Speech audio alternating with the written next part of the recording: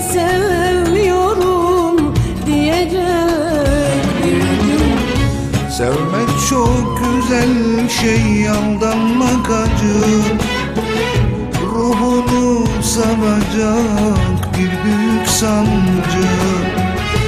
Olmayan yolcu, sen garip ancı. Hesabı vermeden gidecek bir gün. Hesabı vermeden gidecek bir gün.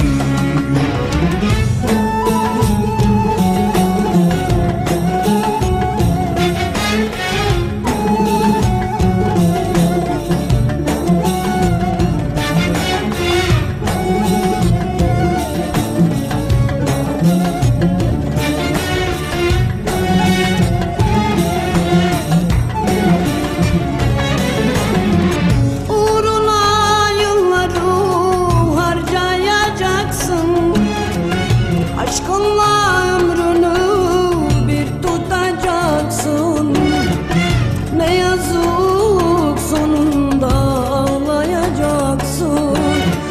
Gururunu yerlere atacak bir gün. Uğruna yılları harcayacaksın. Aşkınla ömrünü bir tutacaksın. Ne yazık sonunda ağlayacaksın. Gururunu yerlere atacak bir gün. Sevmek çok güzel şey, aldanmak acı.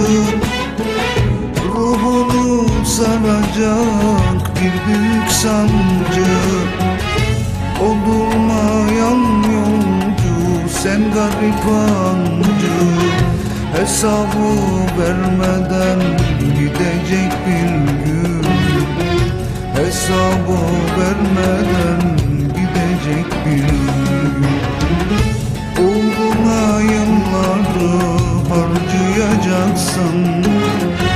Aşkını ömrünle bir tutacaksın. Ne yazık sonunda